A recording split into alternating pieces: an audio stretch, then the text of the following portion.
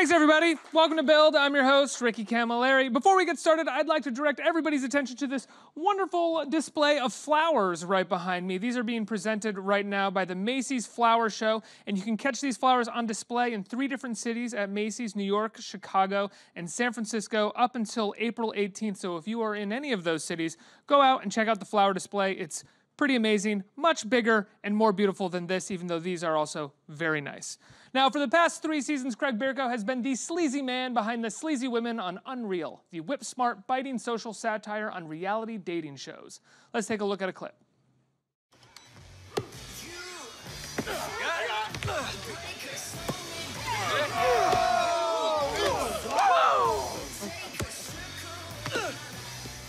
So which one of these guys has a deep, dark, buzzworthy secret? August is an open book, so no secrets there. Jasper. No, not Jasper. We can't reveal the bet yet. And plus, he's still a wifey, all right? We need somebody who's not going to mess up the long game with Serena. I got it!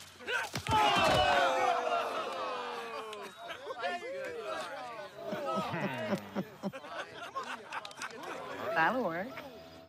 Everybody, please welcome Craig Bierko. Everybody looks very comfortable. Those couches, right? Look very I'm comfortable sorry. there. Everybody looks very comfortable. Better. Mr. Bierko, thanks so much for being here. Pleasure. Congratulations on 3 seasons of UnREAL. I know Thank you guys you. have already shot the 4th season, We've right? shot the 4th season. Yeah. Yeah. Did you shoot like We're 3 ahead and of 4 you. back to back or something? No, it was, I don't 3 really... got delayed in being aired. I don't remember. I'm someone 53. I have no idea. I haven't the slightest idea. They shot the 3rd season, I guess about 1.5 years ago, and for some reason it got delayed. And I like to think of it like we're doing what those shows that are coming back after being away, like Roseanne.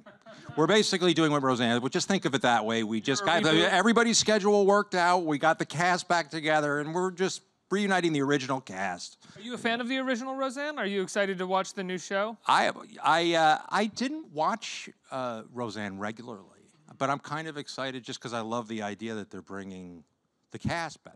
I remember the very first time they ever brought a cast back together after 20-some-odd years. Do you remember watching Return to Gilligan's Island? No. Anybody? Nobody. Does anybody remember Gilligan's Island? I know what Gilligan's Island is, yes. They got this, it was crazy. I don't know how these people survived. What were they eating? And they had different clothes. It was crazy. And then 25 years later, I remember reading in the TV Guide, we're playing it for real. And I was like, this will be weird. They're going to be like cannibals. One of them will be like half-eat, you know. They were idiotic. They were still on the island? It wasn't like they got trapped on the island or lost on the island again or just went back to reunite? They're on, the whole idea was they finally get off the island and they come back to civilization. And they're so unhappy here that they go and they open a hotel back on the island. They open a hotel. Oh, God, it just got endless. You're like, it can't possibly get worse. They open a hotel, and then the Harlem Globetrotters stop by. And there was actually a TV movie called The Harlem Globetrotters on Gilligan's Island. Did you ever see? No one? That sounds fun. I like the Harlem It's not Globetrotters fun. on Gilligan's Well, Island. both of them are fun. I love... But put them together, and you've got the anti-fun. The Harlem Globetrotters used to have crossovers all the time, I feel like, in the 80s and early 90s. It was always like, the Harlem Globetrotters stop by this show or that show. That's right. The original mashups. Yeah, it was always the Globetrotter. It's like, hey, what are they doing over there? And they would cut to the music. Exactly not enjoyable. Be spinning a like, ball. My God, why do they all, and nobody's worried about getting anything to eat. Were they a real ratings boost, those Globetrotters? I wonder if it was just like ratings were going down. Globetrotters, and Meadowlark Lemon followed me on Twitter. Really? I was so excited, and he died a week later.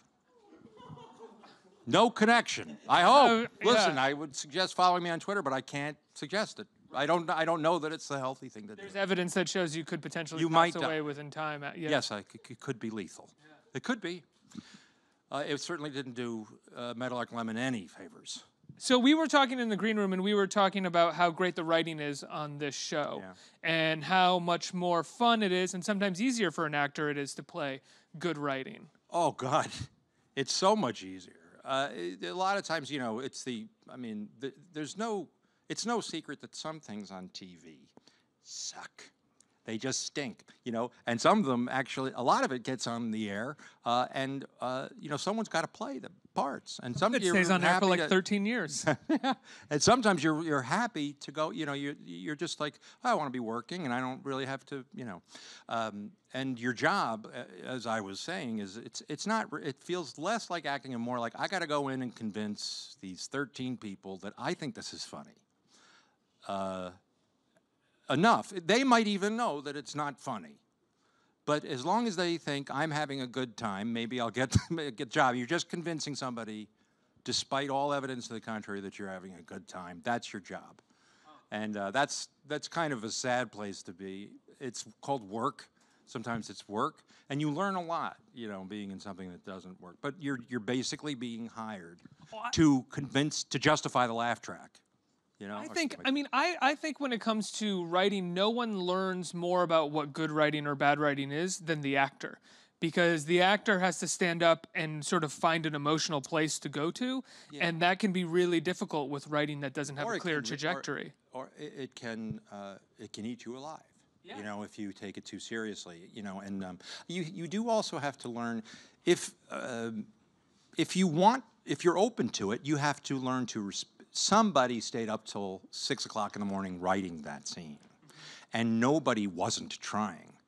It just might not cook for any number of reasons. I mean, I've been in things that everybody was convinced were going to be brilliant, and it just doesn't come together. Nobody's trying to do anything bad.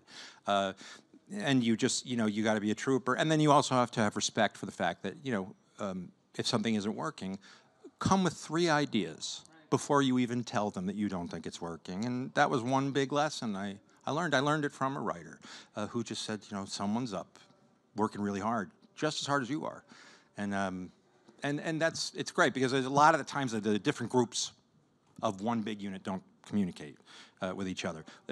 That's one of the fantastic things after being in show business for 67 years. This year, 67 years in show business, to be in a show, you know, finally that is, it's not only it affects people in ways I'd be the last one to explain why. It just seems to be effective, and I'm happy that it does. But to be with a cast and appreciate a cast and a crew and excellent writing and everything sort of falling into place, and your job is to just fulfill your job, not to justify something that isn't working or to, you know, it's very challenging because you have to step up. And everybody, you know, these 2 ladies here, these 2 fine actresses are, they're just at the height of their game, and they're both excellent. And it's not, you know, I love them so much, and I've known both of them for a while. Sherry I've known for a long time, but there's, you know, they really do know what they're doing. They know what they're doing so much that they actually want to take on the role of directing. I mean, Sherry did, yeah. Well, no, Constance. Oh, she too. did? Yeah. She has? I didn't realize. She's directed 2 episodes, and they're both excellent at them. I don't know why, but she should be very proud, you know. And I think she is very proud. But they're both. I haven't seen the 2nd episode, but the 1st episode she directed is great. You can't, you know, you wouldn't go. What's our focus? It's like it's great. It's great work, and to be able to. Things move so quickly when you're doing a television show. You don't have the time to luxuriate and indulge, you know, and to be an actor and realize, oh, behind this person, I've got 25 people in the crew with questions. And to recognize that, I mean, you learn a lot. I don't want to direct. I don't want to direct the show. Really? Why is that? Well, I do want to direct. I wouldn't want to direct. For this, it feels like, oh, I would be, you know, Peter O'Fallon directed the pilot. And I think he was as key as anybody was. The writing, any of the actors, his direction set the tone of the piece. It's an excellent... It's such excellent work because you have to accomplish so much in a pilot and you have so little time to introduce all the characters and then make everybody hungry for more. I love and pilots. Tell a story. I love pilots because a good pilot is phenomenal. Yeah. A good pilot is like a great movie. You do an amazing job. Yeah. But anything less than a good pilot is trash. And there's so much marketplace now. There's so much real estate to sell that a lot of stuff, you know, you can get by with stuff.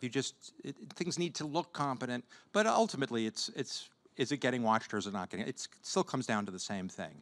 Yeah. And I'm just happy that people seem to be responding, and I wish maybe someone can explain to me why. I don't know.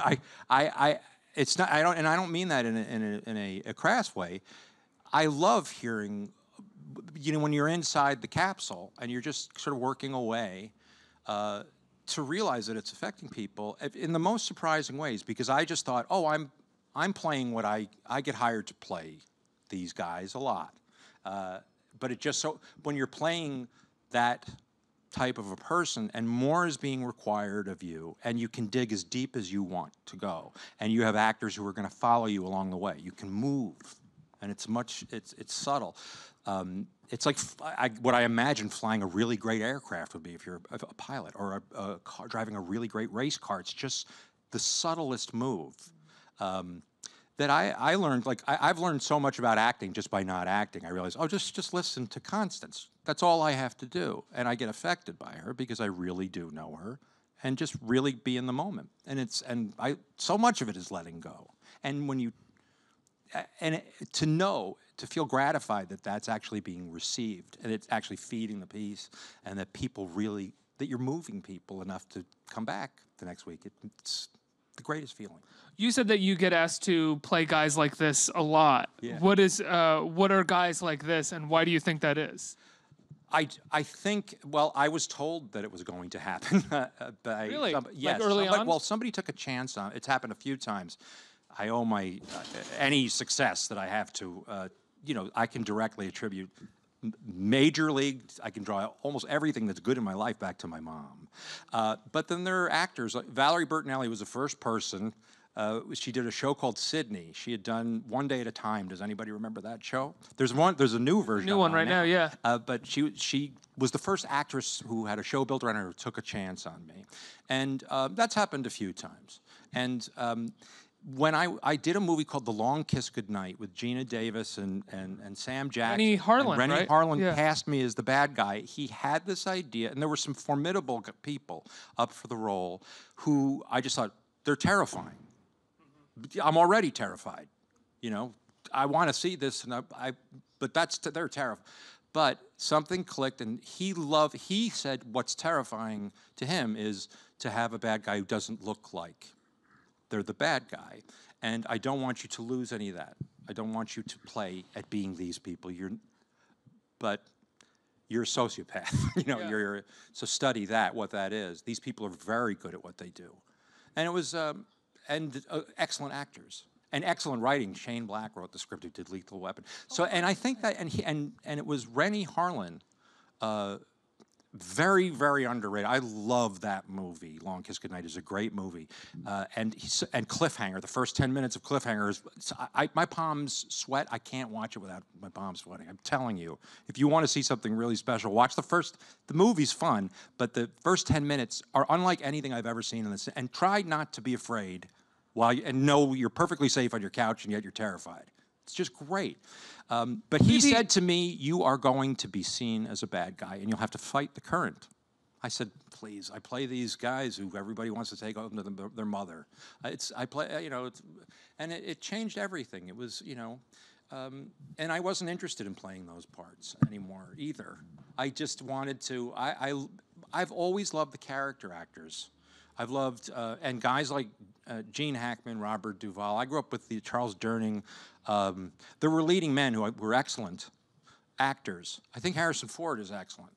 But I think he's also truly a character actor. He's a handsome character. He's what he is. He's a character actor. And now he's even in his prime. He's older, and he's got, I loved these guys who had some gravitas. And they weren't consigned to playing these guys at the end of the day on television, in network television, or at least when there were only 3 channels. You know. At the end of you're selling soap, so you had to be somebody at the end of the day that people want to take home to mom. No matter, even if you're like an so-called anti-hero on TV, it doesn't work the way it did in movies. And it was, it just, after I had a little taste of what it was like to play someone who was out and out bad, it was so much more interesting. And so a lot more to chew on. Yeah, and it was nothing. It really wasn't like me, or was it? You know, but it wasn't. It was more pretendy. It was why I started doing this in the first place, and I learned a lot about human nature. And in this, it's great because it's really strange. This show came along at a time where I was dealing with a lot of people who were very much like the guy that I was playing, and I had an emotional reaction that I found repelled me. And I had to jump into this guy's skin and observe it from the opposition's point of view. It was very healing in a weird way, you know? Like cathartic to kind of play. I guess so. Yeah. I mean, I've met guys like him. I mean, I've known guys like him. It's a very specific LA producer type. You can't, they're mirrors. They might be the most intelligent person that you've met, or there might be nothing in there. Yeah. Sometimes you look at these people and it's like you're looking over the edge of a cliff. But there's also times when they know how to turn on those lights because they're selling a product that they really believe in. They just want you to grab hold of it. It's going to help you in the end. They're salesmen. They're salesmen. They're used and car my salesmen. dad was an excellent salesman. Really? Yeah, he said the minute, you know when you know you're talking to a shitty salesman? Can I say salesman? Yeah, you can Okay. swear. You can say salesman. He said the minute you're aware that you're talking to an excellent salesman, you're talking to a shitty salesman. Oh, yeah. If anybody bought a stereo for a little bit more than they thought they were going to buy one for, or a car, that's happened to me because you believed in your friendship with this person. They're great. It's not right necessarily; it's their job, and they know what they're doing. But yeah, I'm not hanging out with the guy who sold me my first Honda, but I had such a good time hanging out with him, and I walked away with everything, all the extras that I didn't need. He sold me, and they're all over the place. Some of them are in powerful positions, and they're people you want to avoid. And I think Chet and these people are those kinds. They're cannibals who can't figure out why they're not happy. Well, they wipe, blood from their mouth, but they're actually are sort of victims of. Not victims. They sell bullshit. Well, they sell a product that people want. They sell romantic love. They are a part of a holistic system that we are all a part of. Yes. And but they figure because they sell it, they must be experts at it. But it's what they want even more than the contestants, and they're sort of trapped in the hell that they've created, and they think they've commodified, which they have. I mean, they're very wealthy, but they have. I think they're sort of right now at this point in the show in a Mexican standoff and in a blood oath. There's intimacy, and they have the goods on each other. It's everything. Yeah, and I actually, when I read the blood oath thing, I thought, oh boy, and then I had a reaction to it, but it was very satisfying to do, and I couldn't figure out why, and I thought, am I indulging this like guy thing of like, yeah, we're cutting each other's blood, And then I heard Al Pacino, not a bad actor, but I heard him being interviewed the other day, and someone asked him about Scarface being violent. How did you do a movie? I remember somebody saw the movie and said, why? How could you do a movie that's so violent? How could you do this? And I said, we thought, it's not violent. It's not violent. And the guy was like, what do you mean? There's never a moment when someone isn't being shot to death or shooting someone. It's the whole thing is chainsawed. Yes, yes. And he said, oh, when we did it, it was operatic. It felt operatic. And the best thing that I can say, it's for some reason, there are some people, and I don't know where it comes from, but there's something about this show, it strikes me that way, and that is that it hit home. That's what it felt like. It felt like it felt more operatic. It was an idea that deserved to be filmed because and it was symbolic of what they were doing, but it wasn't too heavy to carry. Sometimes that's when it feels clumsy, and it feels overwrought. Well, the show is very good at creating a heightened atmosphere. While it is a satire, it is also very much a heightened soap opera within a soap opera within a soap opera, which is very fun I credit about Sarah Gertrude Shapiro, Marty Knox, and the people who Stacy Ruckheiser, the people who run the show, and the writers who are incredible. And we get to inhabit the stuff that they write, and that's really fun. But the heavy lifting is with the writers, and the people are controlling the direction of the show, it's something. Some things you just kind of sit back and let happen. You play your role in it as honestly as you can. But it's mysterious to me because it's been a nice reaction to the character. I get mystified by it because while I'm doing it, it's, I have to find it. It's different from me, and to put weight behind the things that are being said, I have to find that. It's my job, and it always feels like a little. I'm like the magic trick is working. But these people are not mean people. They're full of heart and love, and they're so great with each other. They're like sisters with each other. They actually kind of direct and work with each other. But it's not what you see on screen. Yeah. And that comes from the love that they have. And it is a love story, I think. Yeah. Let's get some questions from our audience. Who has a question? Right here. Hi. Hi. Hi. You've said in the past that the work you've done for the New York station film has been one of the most gratifying and creative things you've done as an artist. Yeah. So the question I have is, when you kind of look back at your work over theatre, television, and film, what is it about that body of work that stands out? In television and film, or no? So the work you did at the New York station film. You said that it was very creative. It's one of the gratifying things you've done as an artist. Oh, well, I just think the whole idea of what that place is it's exactly why I became an actor. And one of the sadnesses in life and growing up is realizing that not everybody is in it and not everybody has the purest of intentions. There are people who are different than you, and it's part of what makes life exciting.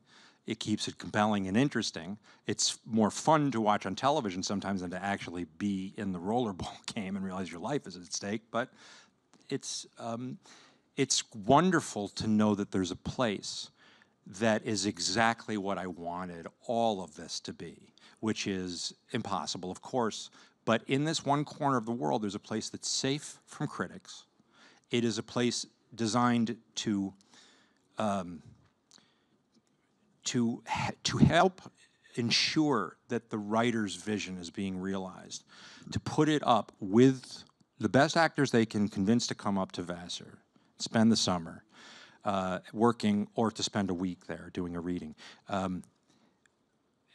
only for that, for the writer. It is to serve the writer, and it's the ultimate gift as an actor. I think I'm sure there are people who wouldn't do it. It doesn't pay anything. It's very little, if anything. It's enough to just, and sometimes the timing doesn't work out. But if there's time, and it's so close to my heart, and I'm always grateful they could have anybody, and for this, maybe they chose me. Maybe I might be the fifth choice. You never know. But the play that I was doing there was by John Patrick Shanley, who is I just think he's one of our great writers. And but what I didn't expect is for him to he's become a great friend. He's a real, true heart, and his interest is in. He wants you to succeed. Of course, he wants to succeed. And he wants his piece to succeed, but he wants you to realize, he really, truly believes, it blew my mind, but he thinks everybody is a genius. Not everybody's realized it. And a lot of people, they're so busy telling themselves that they're not, that they'll never wake up and realize it, but he really believes everybody has it's if you follow the thing that you want to do, and you're good to people, you'll find it. And you can see I could go on forever about this. I think it's hard to single anything out, but everything I've done up there, I get something out of. It feeds me so much. And thanks for asking about it. I think we have time for one more. Who we got? Hi. Oh, Hi. You. I was wondering, because at the beginning we were talking about like Roseanne and Gilligan's Island like coming back for 20 years.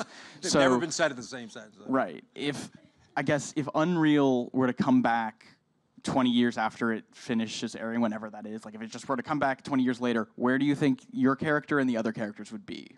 Given our ages, I think we'd all be zombies. So I like the idea of undead. Undead.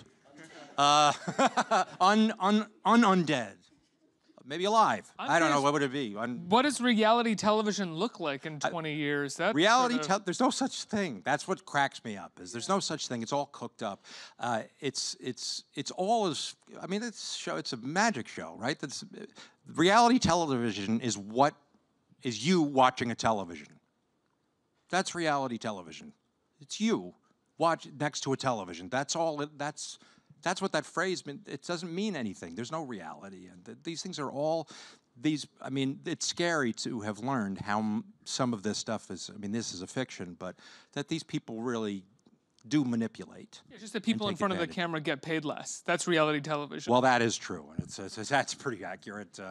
You know, and yeah, they'll always take advantage of whoever they can take. Yeah, if somebody wants something badly enough, they're willing to make that. Yeah, it was very good financially, I guess, at the time, and they called it something, and then everybody believed it. But people believe a lot of things that aren't really happening. So, you know. Well, Craig, I love the show. Congratulations on seasons 3 and 4, which is wrapped now. Yeah. UnREAL on Lifetime. I think episode 5, right, or episode 6 is airing. We're coming up on 5, right? Coming up on 5, yeah. And that's that'll put us in the back 9 for the season. And that's on is that Monday or Tuesday night? Excuse me. Monday nights at 10. Check your local listings. Yeah, I get screeners, so I forget which. I have no idea what night things you're are such on. a big wig. Yeah, big shot with screeners. Mr. Big Shot with the screeners. With the DVDs from 1940. Craig Bierko, everybody, let's hear it. Thank you.